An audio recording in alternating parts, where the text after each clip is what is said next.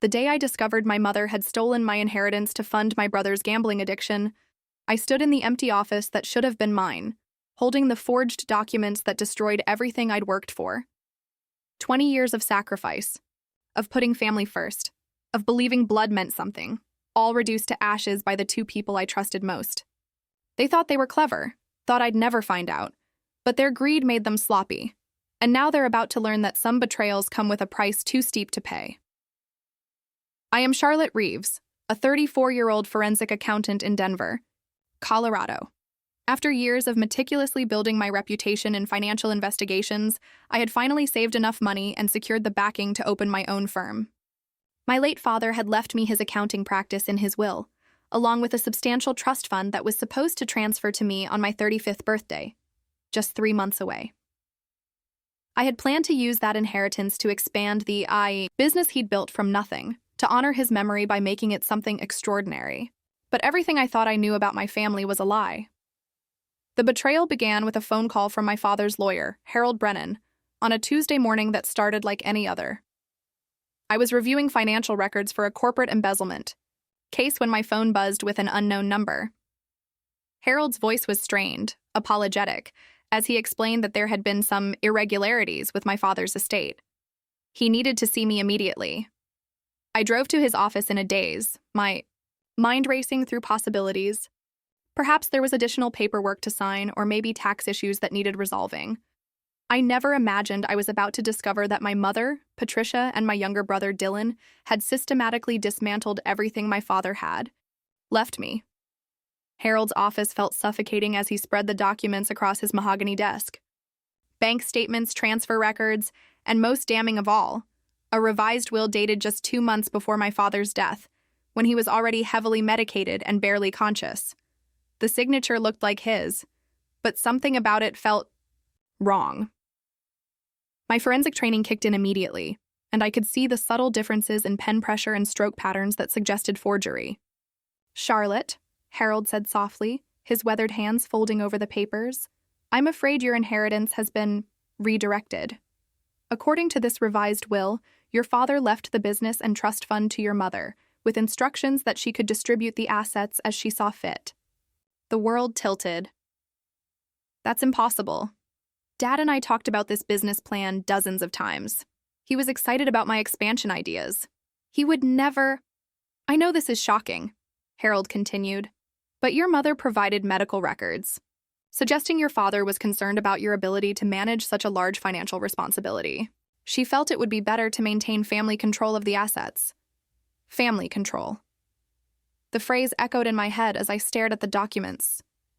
Medical records I'd never seen, concerns about my financial responsibility when I'd been supporting myself since college and had built a successful career investigating financial crimes. None of it made sense unless— "Where is my mother now?"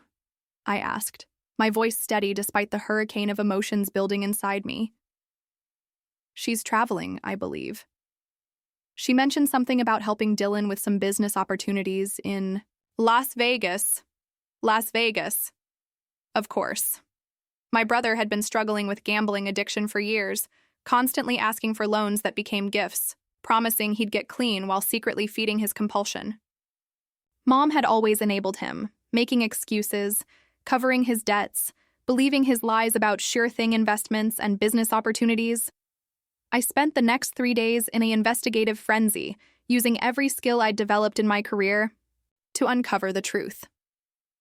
Bank records revealed a trail of transactions that made my stomach churn.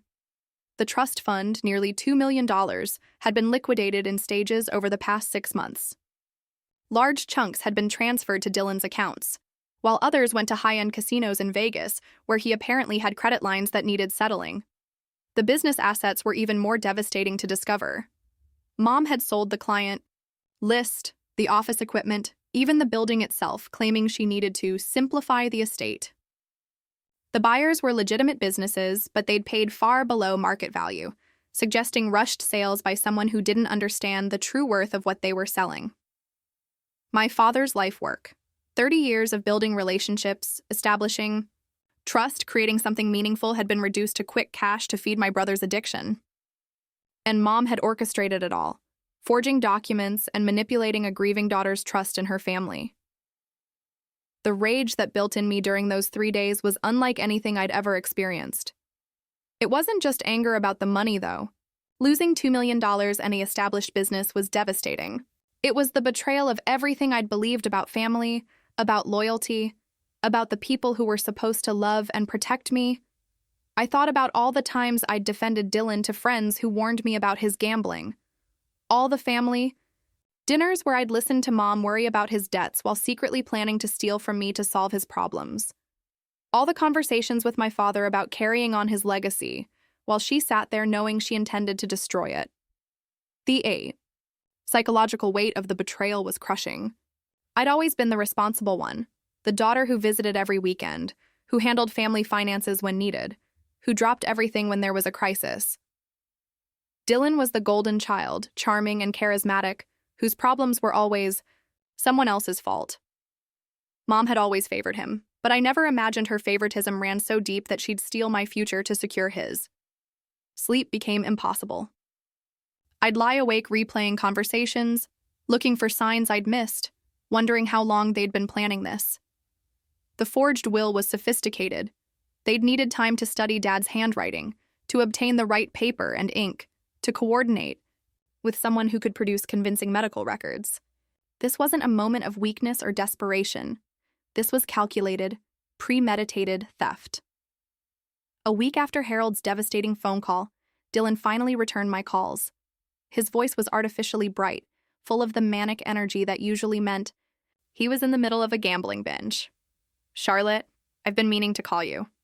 Mom told me about Dad's will. It's complicated, but don't worry. We're family. We'll figure something out." "Where is she, Dylan?" "Who, Mom? She's here with me in Vegas. We're looking at some investment opportunities.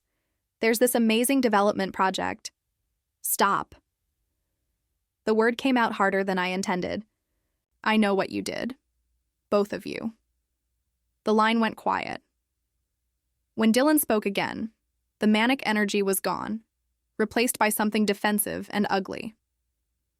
"I don't know what you think you know, but Mom is just trying to help me get back on my feet.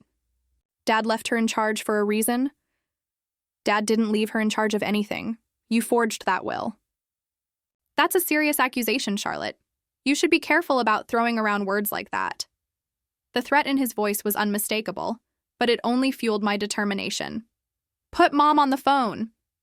"She's busy right now." "Put her on the phone, Dylan, or I'm calling the FBI." Another long silence, then the sound of muffled conversation. Finally, my mother's voice came through the speaker, and I could hear the guilt and defiance warring in her tone. "Charlotte, honey, I know you're upset, but you don't understand the whole situation. Dylan is in real trouble. He owes money to people who might hurt him if he doesn't pay. I couldn't let that happen to my son." "So you decided to steal from your daughter instead?" "It's not stealing." The words came out sharp, desperate. "It's family money. Your father would have wanted us to help Dylan. Dad hated Dylan's gambling. He cut him off 2 years ago, remember? He specifically told me he was leaving everything to me because he knew I'd be responsible with it. You don't know what your father really thought. He was worried about you, about whether you could handle that kind of responsibility. He asked me to make sure the money was used wisely." The lies came so easily to her, delivered with such conviction that for a moment I almost doubted my own memories. But I'd spent years learning to spot deception in financial records and witness testimonies. I knew the difference between truth and desperate fabrication. If that were true, why forge documents? Why not just show me the original will? We didn't forge anything. Just because you don't like what Dad decided doesn't mean— I've seen the handwriting analysis, Mom. I've traced the bank transfers. I know exactly what you did and when you did it. The only question now is whether you're going to make this right voluntarily or if I'm going to have to destroy you in court." The connection went dead. Over the next few days, I threw myself into building a case against my own family. It felt surreal, using my professional skills to investigate the people who'd raised me. But the forensic accountant in me found a strange comfort in the methodical process of documenting their crimes. The forged will was the keystone of their scheme, but it was supported by a network of smaller deceptions. False medical records claiming Dad was mentally incompetent during his final months, when I had clear video evidence of him being lucid and engaged. Backdated powers of attorney that gave Mom control over assets she shouldn't have been able to touch. Bank records showing systematic liquidation of investments that Dad had specifically earmarked for my business expansion. Most damaging of all were Dylan's gambling records. Casino loyalty program data showed he'd lost over $800,000 in the 6 months leading up to Dad's death, money that had come directly from the stolen inheritance. The pattern was clear. Mom would liquidate part of the trust, transfer the money to Dylan, and he'd immediately gamble it away, creating the need for more theft to cover new debts. They weren't just stealing from me, they were feeding an addiction that was consuming everything our family had ever built. The psychological toll of the investigation was brutal. Every piece of evidence felt like a betrayal layered on top of betrayal. Phone records showing they'd been coordinating their story for months. Text messages between Mom and Dylan discussing how to handle Charlotte when she found out. Credit. Card receipts showing Mom had used my inheritance money to buy herself jewelry and luxury vacations while I was working 60-hour weeks to save money for business expansion. The woman who taught me about honesty and integrity had become someone I didn't recognize, a manipulative thief who could look me in the eye and lie without hesitation. The brother I'd bailed out of countless scrapes had graduated from borrowing money to stealing it, and he showed no remorse for destroying my future to fund his compulsion. But it was the discovery of their backup plan that truly shattered my remaining illusions about family loyalty. Hidden in Mom's email account, I found correspondence with a lawyer about having me declared mentally incompetent to manage financial assets. Their plan was to claim I was having a breakdown from grief, that my accusations about forged documents were evidence of paranoid delusions, and that the family needed legal protection from my unstable behavior. They weren't just stealing from me. They were preparing to gaslight me into questioning my own sanity if I fought back. That's when I decided that justice wasn't enough. They'd declared war on me, and I was going to win it completely. My revenge began with a phone call to Special Agent Maria Santos at the FBI's White-Collar Crime Division. Maria and I had worked together on several complex fraud cases, and she knew my reputation for thorough, accurate financial investigation. When I laid out the evidence of interstate wire fraud, document forgery, and elder abuse, the medical records suggested Dad had been coerced while incapacitated, she was immediately interested. "Charlotte, I have to ask, are you sure you want EI'd to do this? Once we open an investigation into your family, there's no going back. Your mother and brother could face serious federal charges." "They made that choice when they decided to steal from me," I replied. "I'm just making sure they face the consequences." The federal investigation moved quickly once they saw the quality of evidence I'd compiled. Within 2 weeks, agents were interviewing Harold Brennan, subpoenaing bank records, and tracing the flow of stolen money through multiple states. The interstate nature of the crime, money stolen in Colorado, laundered through Nevada casinos, made it a clear federal case, but I wasn't content to let the government handle everything. While the FBI built their criminal case, I launched my own multi-pronged attack designed to strip away every advantage Dylan and Mom thought they had. First, I filed a civil lawsuit to freeze all remaining assets from Dad's estate. The preliminary injunction was granted within days. Harold Brennan's testimony about the suspicious will and my documented evidence of ongoing financial crimes made it an easy decision for the judge. Suddenly, Mom and Dylan found themselves cut off from the money they'd been using to fund their Vegas lifestyle. Second, I contacted every casino where Dylan had credit lines, providing them with evidence that his recent payments had come from fraudulent sources. Gaming regulators take fraud very seriously, and within a week, Dylan found himself banned from every major casino in Nevada and Colorado. His credit lines were revoked, his comps canceled, and his name added to databases that would make it almost impossible for him to gamble legally anywhere in the country. Third, and most devastatingly, I used my professional network to ensure that news of their crimes spread throughout Colorado's tight-knit financial community. Mom had been trading on Dad's reputation to maintain her social status and financial connections. When word got out that she'd forged documents and stolen from her own daughter, those connections evaporated overnight. The psychological impact of my retaliation was immediate and severe. Dylan called me in a panic after his casino bans went into effect, begging me to fix this misunderstanding so he could get back to his games. When I calmly explained that there was no misunderstanding, that I deliberately destroyed his ability to gamble as punishment for stealing from me, he became abusive, screaming threats and accusations before hanging up. Mom's approach was more manipulative. She showed up at my apartment unannounced, tears streaming down her face, clutching photos of our family from happier times. She talked about Dad's memory, about how disappointed he'd be to see his children fighting, about how families should forgive each other's mistakes. "This isn't a mistake, Mom," I told her, standing in my doorway and refusing to let her inside. "Mistakes are accidents. What you did was calculated theft over a period of months. You forged legal documents. You created false medical records.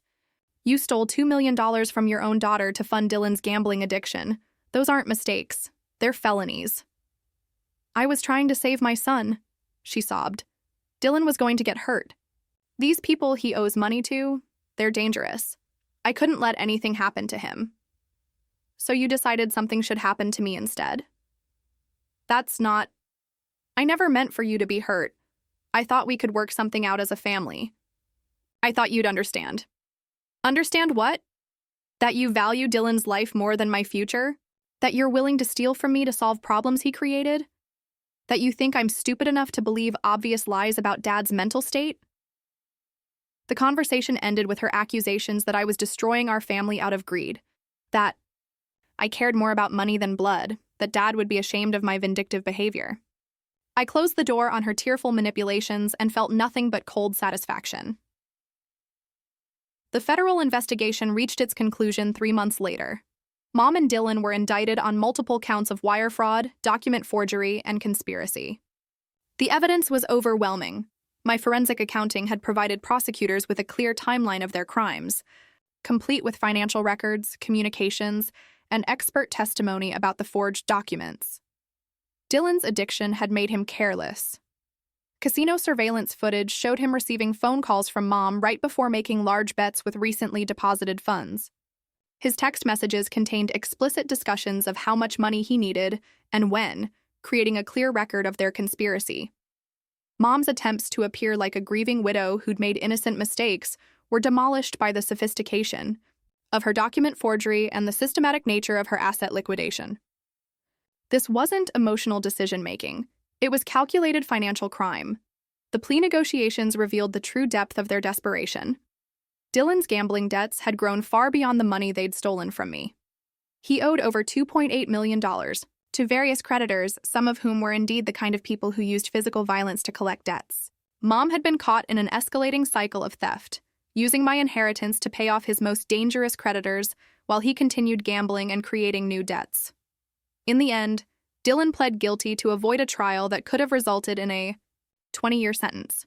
He received 8 years in federal prison, with restitution requirements that would follow him for the rest of his life.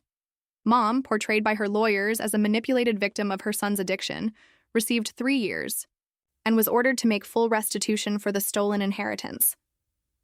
But prison sentences were only part of their punishment.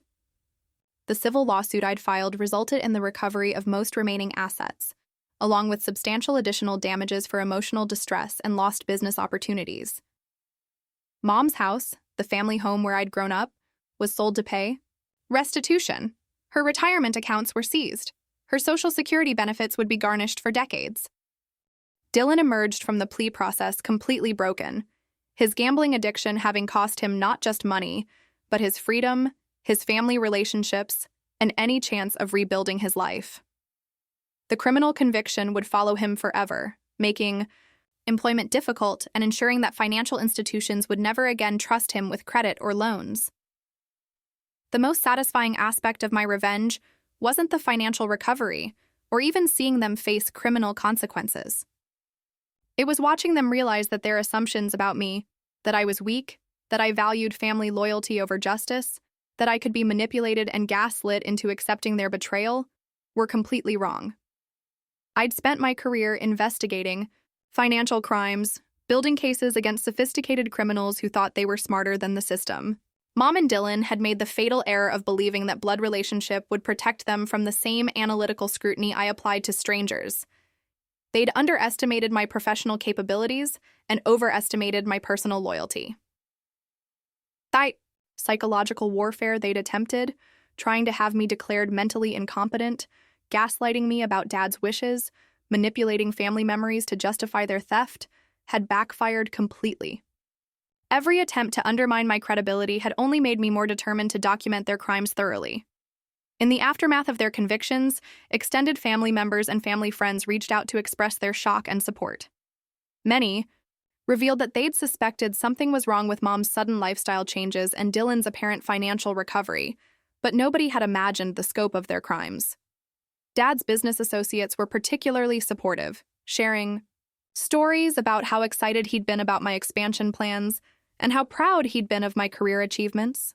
Their memories confirmed what I'd known all along, that the forged will contradicted everything Dad had actually believed and planned for his legacy. The validation was meaningful, but it couldn't undo the fundamental damage to my understanding of family relationships.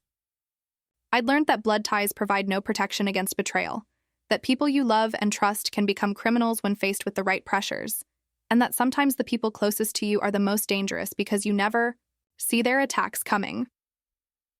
Recovery from the financial theft took nearly 2 years between legal proceedings, asset recovery, and rebuilding my business plans. The emotional recovery took longer. I found myself questioning every relationship, analyzing every interaction for signs of deception or manipulation.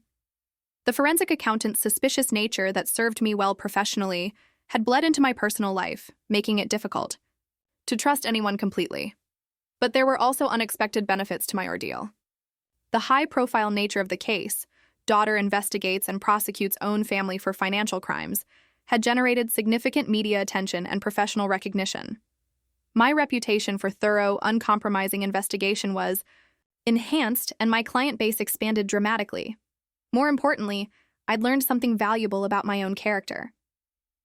When faced with the ultimate test of family loyalty versus justice, I'd chosen justice without hesitation. When threatened, with emotional manipulation and psychological warfare, I'd remained focused on facts and evidence. When offered opportunities to compromise or accept partial restitution, I'd demanded full accountability. I'd discovered that my principles weren't just professional standards. They were core values that I would defend even against the people I loved most. The final chapter of my revenge came 2 years after Dylan's sentencing, when he was released early for good behavior and addiction treatment. He'd served 5 years of his 8-year sentence and emerged claiming to be rehabilitated, reformed, and ready to rebuild relationships with the family he'd betrayed. His first contact was a letter sent to my office, handwritten on prison stationery, full of apologies and requests for forgiveness.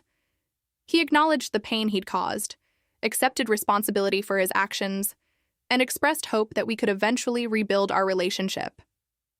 The letter was well-crafted, obviously written with help from prison counselors or other inmates who understood how to appeal to family emotions. I read it once and threw it away. 3 weeks later, he showed up at my apartment building looking thin and worn but still radiating the desperate charm that had always been his signature. The security guard called up to announce his presence, and I had a choice to make: see him and risk being drawn back into his web of manipulation, or refuse the meeting and maintain the boundaries I'd established. "Tell him I'm not available," I told the guard. "And if he comes back, call the police." Through my window, I watched Dylan pace in the parking lot for nearly an hour, occasionally looking up at my building with the confused expression of someone who couldn't understand why his usual tactics weren't working. Eventually, he left, but not before leaving a voicemail on my phone with a message that revealed his true nature hadn't changed at all. "Charlotte, I know you're angry, but this is getting ridiculous. I've paid for what I did. I went to prison. For God's sake, how much more punishment do you need? Mom and I made mistakes, but we're still family. Dad would want us to stick together, not let money tear us apart. Call me back so we can work this out like adults."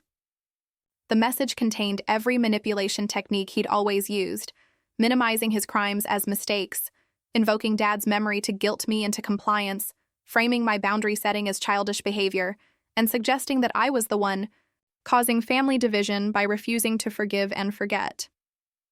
But what stood out most was his complete failure to acknowledge the fundamental issue. This had never been about money. It was about trust, respect, and basic human decency. He'd stolen my future, lied to my face, and participated in a plan to have me declared mentally incompetent. Mom had forged legal documents, created false medical records, and systematically looted my inheritance while pretending to grieve for my father. These weren't mistakes or lapses in judgment.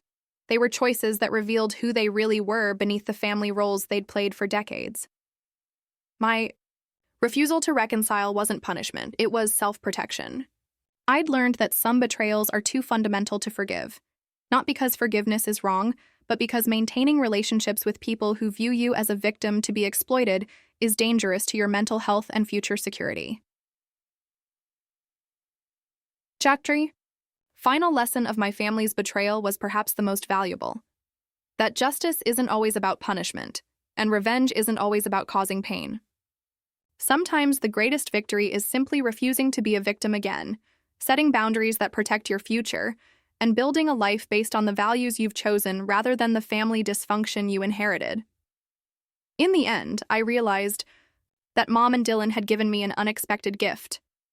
By betraying me so completely, they'd forced me to discover my own strength, clarify my own values, and build relationships based on mutual respect rather than blood obligation. The family I'd lost through their betrayal had been built on illusions anyway, illusions of loyalty that didn't actually exist, trust that was never reciprocated, and love that was conditional on my willingness to be exploited. The family I'd chosen to build afterward, friends who supported me through the legal battles, colleagues who respected my professional integrity, and eventually a partner who valued my strength rather than seeing it as a threat, was real in ways my biological family had never been. Standing in the office of my successful forensic accounting firm 5 years later, looking out at the city, skyline and thinking about the long journey from betrayal to justice to healing, I felt something I hadn't expected when I first discovered their crimes. Gratitude. Not gratitude for the betrayal itself.